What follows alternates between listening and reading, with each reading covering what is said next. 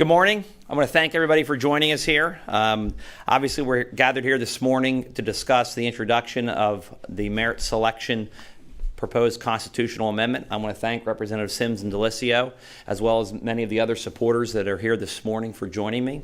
This is an issue that I've been working on for some time. I wanted to give a little bit of background as to why I'm interested in it and why I think it is a topic that many people should be interested in. For those of you who may not know me, I'm Representative Bryan Cutler. I come from the 100th District in southern Lancaster County. It's traditionally known as a somewhat conservative area. I think that's a fair representation of the area. It's known as being socially conservative. It's a very agricultural community, and it's one that has not really changed much in my tenure here, and it's one that has really stayed very agricultural in much of its history. The reason I bring that up is because, unfortunately, our judicial selection process has changed very similar in the way that we've always done it as well. And I would offer that in these changing times, that it's time that we take a good hard look at the way that we select judges. And I would look at this past election cycle and simply ask those of us who are gathered in the room if anybody here could name the last two judges that were just on the ballot this last election cycle. And my guess is that most people here probably could not.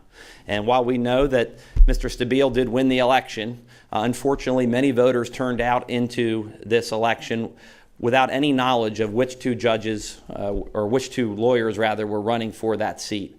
And unfortunately, one of my concerns is that for far too long, I think that we've relied on an entirely political process that has rewarded voter turnout, name recognition, or the ability to raise money more so than perhaps prior legal credentials or terms of service in those areas. And for that reason, I was originally drawn to the idea of merit selection. It is a hybrid proposal that we have here before us because it would only impact those statewide races. It would not change the way that we elect our local judges. And I'm very pleased to have Representative Bryan Sims join me here as a co-prime sponsor because it is an area that I think that transcends political boundaries, as I'm sure he will get into a little bit later. This is an area that I think that we should be willing to have a conversation about. The way that we select our judges is immensely important. Our judicial system should be above reproach. And when you look at the variety of areas that our judges impact in our daily lives, the types of cases that they can decide on, I think that we want to ensure that they have the highest credentials possible. Ladies and gentlemen, I would offer that while no process is perfect, that we can certainly improve the current one that we have. And it's for this reason that we propose this merit selection process, where we would have a panel that would forward a list of names to the governor, who would then forward his nomination to the Senate for confirmation. Thereafter, they would then go out for what I would call a truncated retention election. And it's truncated because it's only a 4-year term. I think that's a reasonable compromise from where our current tenure system is because it's recent enough that I think people will be engaged. And more importantly, it will be a time period by which we, the voters, can make an educated determination on their judicial temperament, on how these individuals interpret the Constitution, how these individuals view the Constitution, how they view cases, and what their judicial philosophy is. I personally believe that our judicial system should be based on credentials. I believe that it should be based on much more than politics. And for that reason, I'm a supporter of merit selection. I'm proud to have supporters and co-sponsors on the bill that believe likewise. And more importantly, I'm also pleased because it does transcend political ideology. It's Republican, it's Democrat, it's bipartisan. And I think that it's something that we should take a good hard look at as we move forward. With that, I'll turn it over to Representative Sims for some comments as to why he's supporting it as well. Representative Sims. Good morning, everyone. I will echo Representative Cutler's comments and welcome you all here this morning. And I want to give a little bit of my background on this issue as well. Like Representative Cutler, I've been working on merit selection for some time. I am the former staff counsel for policy and planning at the Philadelphia Bar Association, which is an organization that has supported merit selection for a very, very long time. While I was at the Bar Association, I learned to support merit selection as well. And I actually didn't begin supporting merit selection because of the money, which, as you'll hear from a number of people, is a very good reason to support merit selection, to get the money, as much money out of campaigns as possible in the judiciary. I came to support merit selection because I'm an attorney and because I know that Pennsylvania is one of only 6 states in the country that elects all of our judges in bipartisan elections. We get better judiciaries. We get more diverse judiciaries in states that have merit selection. I also am extremely proud of the bipartisan nature of this bill. When Representative Cutler and I first began talking about this in January, we both talked about the hurdles that introducing a merit selection bill has had in Pennsylvania throughout the years. And I think both of us are hopeful that given the nature of our personal politics, that we'll be able to attract our colleagues to this legislation as well. There's no red herrings here. You know, he hasn't fooled me about why I should support this bill, and I certainly haven't fooled him. We're both supporting it because it's really good policy.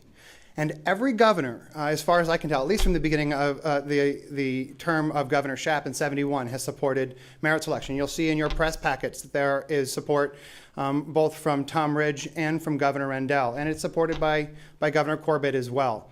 Our job here isn't to fight over the policy differences that we will never agree on. Our job here is literally to create law in those areas of policy which we know need law and which we can agree upon. And this is one of those areas. So I'm excited to get working on this issue in the House. Senators Williams and Alloway are already working on this issue in the Senate. And you know, we all have a job to do. And your job is to, I hope, continue to speak about the gains that we're making in the House and in the Senate. And hopefully we'll be back here next year to talk about the second time that we're going to pass this bill. And hopefully it will become law. And with that said, I'd like to introduce my colleague, Representative Pam D'Alessio. Good morning. Thank you, Brian. I am very pleased to be a part of this conversation. Merit selection of judges has been a topic that has interested me for many, many years, long before 35 months ago when I arrived here at the State House. I've always been fascinated on Election Day when judges are up for election, whether it's the primary or the general election, how I as a fairly astute voter, would scramble to try to understand what their different backgrounds are, look for the bar recommendations, and understand who I was voting for, and is this a diverse group of folks. Unfortunately, that may be somewhat unique because of the pressures of the day and all of the tasks individuals are faced with. It's very difficult for most voters to really do that kind of homework, and they can be very subjected to whoever's at the polls handing them literature and saying vote for those, or even on for the retention races. It's been very difficult, and folks, quite frankly, just don't have the time to do this. I think this conversation will help our citizens understand that there will be a true vetting process that currently doesn't exist. You know, right now you can use that adage, follow the money trail. And that money trail is very much a part of this process. And people can draw reasonable conclusions that that money can influence the outcomes, or question whether or not money is influencing the judiciary. That would be a reasonable concern and assumption. We will now have a process that vets. This process will be open and transparent. And the best part of this is citizens will still have the opportunity to weigh in at an appropriate time after there is some history and some track record. So for me, it is clearly the best of both worlds. Again, I'm pleased to be part of this conversation and looking forward to talking to the constituents of the 194th to gain their support so this piece of legislation eventually becomes the law of Pennsylvania. Thank you.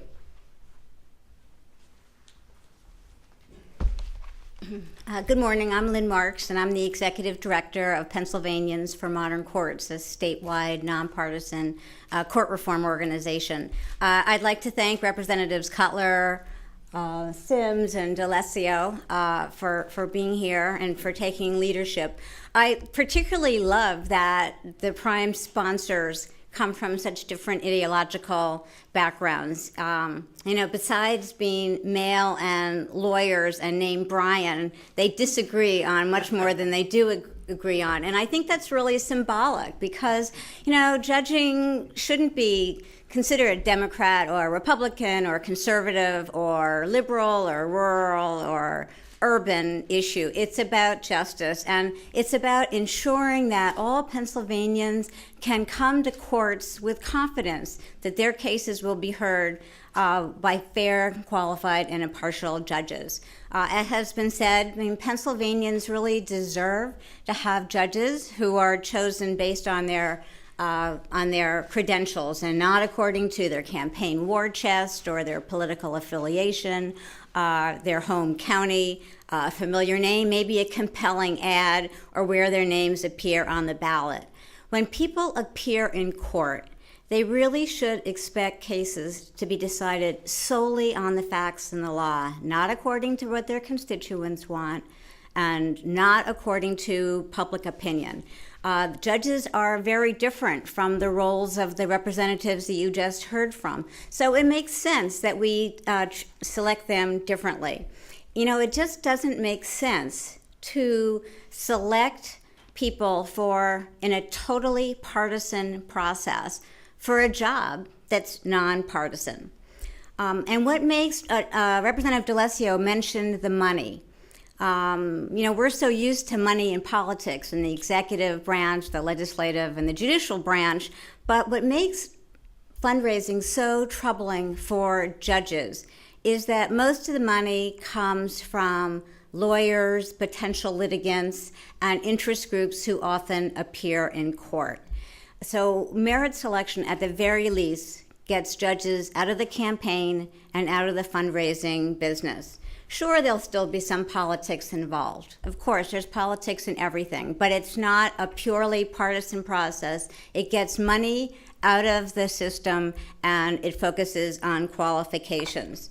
What the important thing to remember here is that the representatives are bringing this bill to the House so that the legislature can pass a bill in 2 consecutive sessions, and then it goes to the people. Only we, the voters, can change how we select our judges. Again, these are judges who are only on the 3 appellate courts, the statewide courts. Local judges would still be elected. And even though we do have representatives here today from the Pennsylvania Bar Association, the League of Women Voters, and Common Cause, there's really a growing coalition of civic, legal, and business organizations who are supporting this change. So again, I thank the sponsors, and I thank all of you for being here.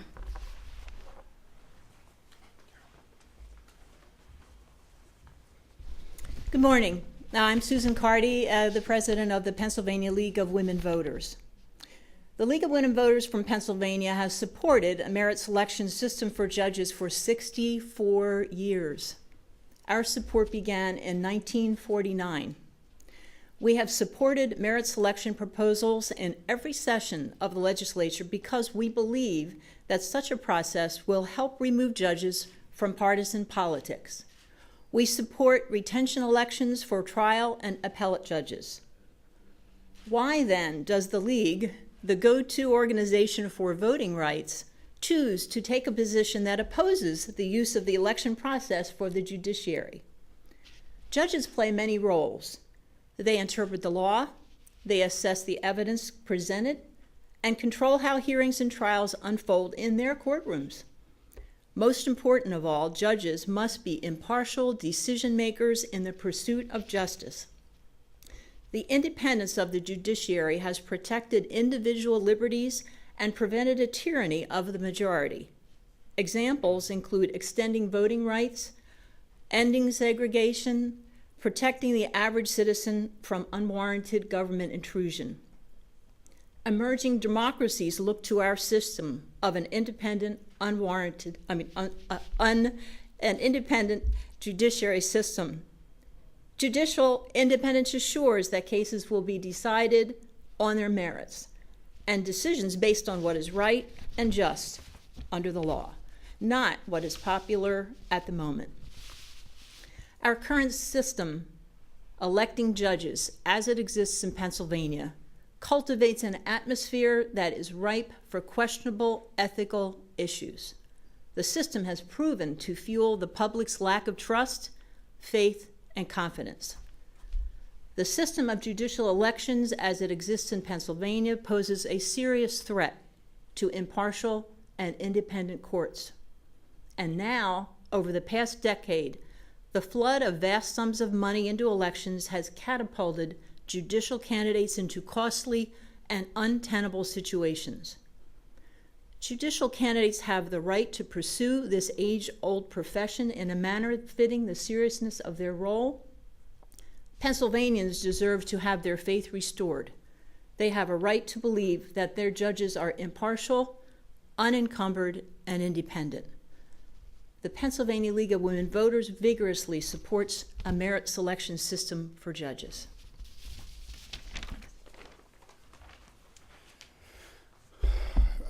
Representative Cutler and I are going to take some questions, but I think that what we've learned here is that this is not going to be easy. Obviously, legislation of this kind has been introduced for years and years and years, but Pennsylvanians are perhaps more ready for this than at any time in history.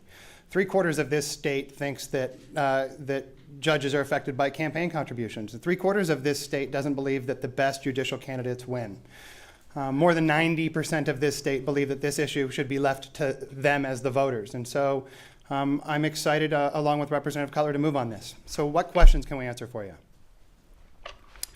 This usually means we got it all right to begin with. The system is a panel of 15 lawyers and non-lawyers, 8 of whom will come from the legislature, 4 from the House, 4 from the Senate, split by party. The remaining 6 will be from the governor. 6 will be from the governor. The remaining 1 after the governor's appointment will be from the Attorney General. The 6 that come from the governor, 2 will be retired judges, no 2 from the same party, or from the same county, and no more than 3 from the same party. And as you heard Representative Cutler explain, they will serve for 4 years and then stand for a retention election, a 10-year term every 10 years. So in that regard, that aspect of the retention process is very similar to what we have currently, and why I referred to it as a hybrid model previously. One of the bigger issues is the fact that before we can even get to the question of what exactly the committee looks like, for example, though, is the question of, can we amend the Constitution? It has to pass 2 consecutive sessions. So we need to get the timeline moving, pass it hopefully this session, hopefully next session, and then the enabling statute that it sets up the committee, et cetera, could then potentially be considered. So we have a lot of work on enabling legislation, but I think right now everybody agrees that so long as your ballot placement is one of the leading indicators of who becomes a judge in Pennsylvania, we've got our work cut out for us and we need change. All right, thank you everyone very much.